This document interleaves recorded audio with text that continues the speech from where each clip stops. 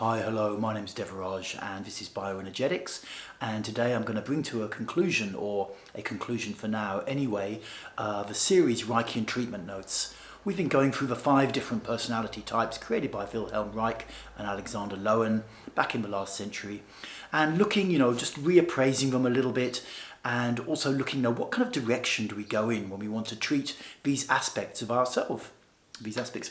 Because my experience has been that everyone is having some level of all 5 of these characters. When I originally covered the rigid character type in the series, I think it was last year, I broke it down into 4 or 5 subcategories, which is what was traditional to do back in the 80s and 90s. But I think for now I'm just going to deal with just rigid because I actually find that more useful. And in fact, in some ways, this constant breaking things down into categories is very much a characteristic of the rigid mindset anyway, which we are trying to overcome. So, rigid pattern people, what is a rigid pattern person? They tend to be quite high functioning, they tend to be quite functional, but they struggle to feel anything of any depth. And by feeling, I mean their emotions, their human emotions, and also just that visceral sense of the body. If you ask a rigid pattern person to tune into the feeling of their body, it'll probably be just like, they'll describe it as like a very dull, kind of not very exciting sensation.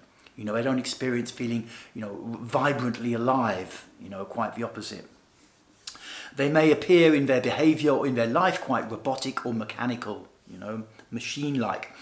They have learned basically as kids to invalidate their inner world and to focus rather on performance and on appearance. And with this, they tend to, when they want excitement, they tend to compare themselves or get competitive, basically, in terms of performance, in terms of appearance.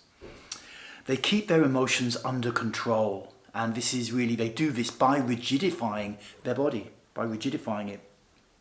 They may even look like they're really holding stuff in. There may be this kind of held kind of a look to them, this coat hanger appearance where the shoulders are unnaturally high, this kind of thing. And, they may occasionally kind of freak out and explode, perhaps when they're a bit drunk or something like that.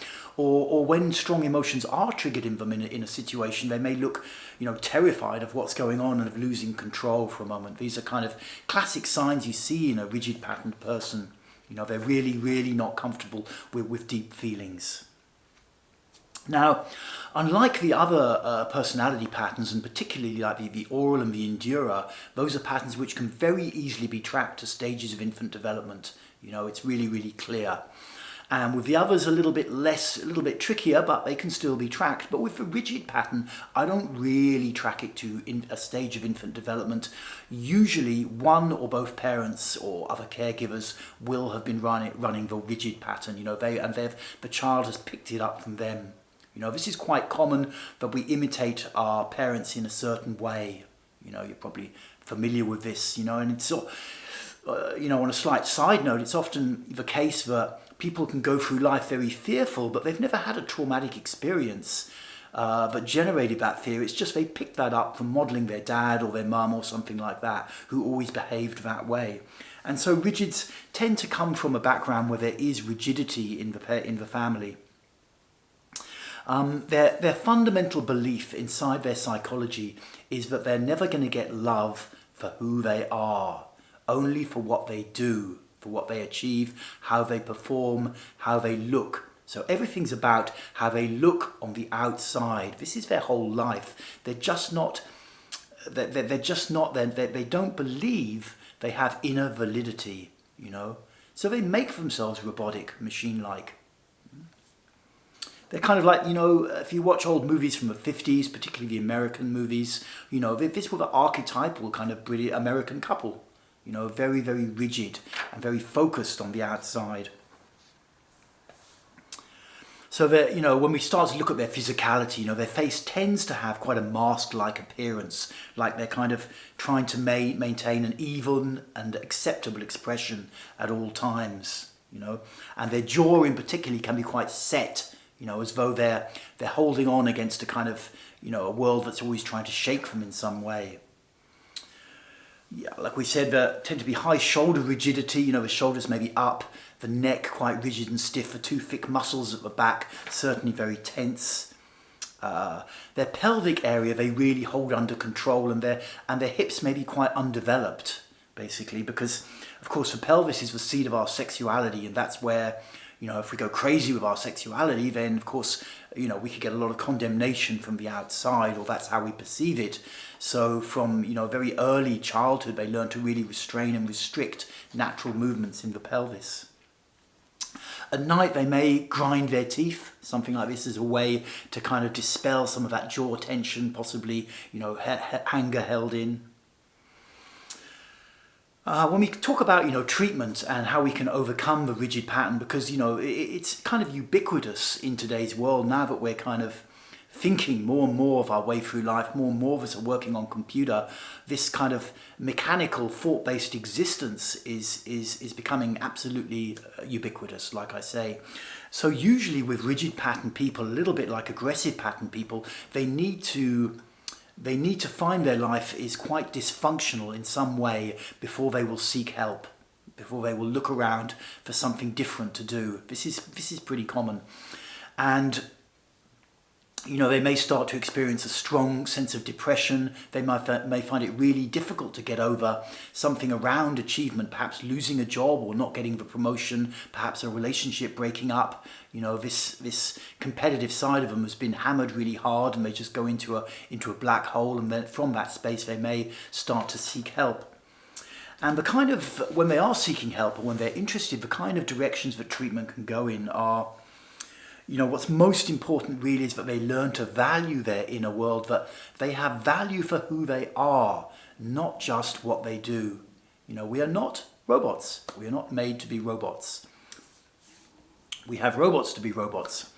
There will always be low self-esteem underneath, because if you don't value who you are without considering what you do, you will have low self-esteem. You can't really get around that. Even if you're someone who's super high functioning, running a company, multi-millionaire, if you don't value your inner world, there will still be low self-esteem churning underneath there.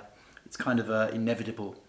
And, to support and also to reduce competitiveness a bit. Now, competitiveness, of course, can be handy. It can motivate and stimulate us to step up and do new things and to excel. There's nothing inherently wrong with competitiveness, but it can often get very focused on the outside, and so it has to be often turned down a little bit so that they can actually appreciate what's going on in their inner world. Now, exercises which stimulate infant feelings are very, very useful, because they've shut off from their early childhood. They shut off and just try to become functioning adults. And so anything where they're stimulated to play like a kid, child gibberish exercises are great. Anything like this is wonderful. You can also work with parent-child exercises, some using the way the eyes go up or down was kind of a constant when you're a little kid. You're always looking up at your parents, and so certain emotions are held inside your brain and your body from that, and those can be stimulated to break through some of the dynamics, because rigids will just totally get into hierarchies and hierarchical structures all the time, and there's nothing wrong with hierarchical structures, but you don't want to be just obsessed with them all the time. It's not fun, basically. So, anything which breaks down some of that hierarchical authority stuff can be very useful for them. The bow and arch is a great exercise for rigidity over time. You can find that on my channel. And then some other exercises which can kind of take them out of this rigid mind, like eye exercises are generally quite good. There's some exercises where you move your eyes in certain directions for certain periods of time, and you keep feeling your body, because it's well known that the eyes help us to access repressed emotions. Basically, there's even a technique called eye movement desensitization and reprocessing, EMDR. Can be great for rigids. Eye rotation exercises found in some Osho meditations. Sucking exercises, where you,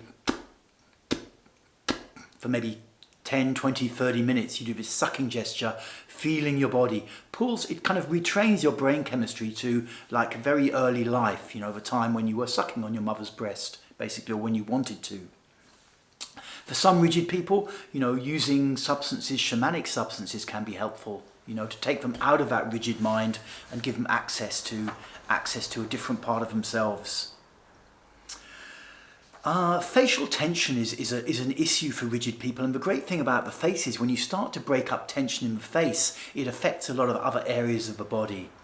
So, exercises which work this set jaw, particularly the masseter muscles here, on this here and here, tend to hold a lot of tension in rigid. So, really grinding and working those masseter muscles in a controlled and intelligent way over time can really support rigids to become more loose. And neck and shoulder exercises as well. There's a lot of those on my YouTube channel. Once rigids start to want to change, they can change and have a great life because they have a certain level of egoic strength. There may be other character structures or survival strategies underneath the rigid thing, but they do have a basic level of functionality, and their fear usually is if they go into their inner world, they're going to lose their functionality, so they think, no, I'll just keep on doing and doing and doing. But in my experience, and how I've been very, very rigid in my time, that is not the case. You can go into your inner world and you can still function. And you may function in a slightly different way with a bit more awareness and care, but that's good. So, it's not the case that you're going to collapse totally. One little warning about rigid. Sometimes I often do yoga or something like this, but there has to be quite a strong focus on breathing and feeling whatever rigids do with the body, because otherwise with yoga, the danger is they create more flexibility at a physical level, but they're just as rigid in their inner world, and you do see people who are, there's nothing wrong with yoga. Yoga's great. It's an awesome thing to do, but you need to really bring in, if you're trying to treat rigidity, then you need to really breathe and feel while you're doing it. And that's why bioenergetics is so good for rigidity, because there's so much focus on breathing through the mouth and really feeling your body. You're bringing a charge of energy into the body to allow stuff to move. Okay, so hopefully these notes are useful for you if you want to overcome the side of you that is rigid. And if you're interested in characterology and really working, with exercises to break through these patterns and create a better life for yourself, then check out Bioenergetics The Journey, the 52-week online course, which is accessible from my website, bioenergetics.org.uk. It's a subscription course. You pay for it, or you can pay a one-off fee for lifetime access. But over 52 weeks, and it may well take you 2 years to complete, which is good and fine, you really will clear a lot of this stuff out and become, a much happier human being and much more successful, basically, in life. Okay, thank you for tuning in. I've enjoyed giving this series of talks, and I'll probably come back with some more insights into character structure at some point further down the line. Stay tuned. Okay, speak to you soon, and remember, we're going to move through our rigid side for certain. Oh yes.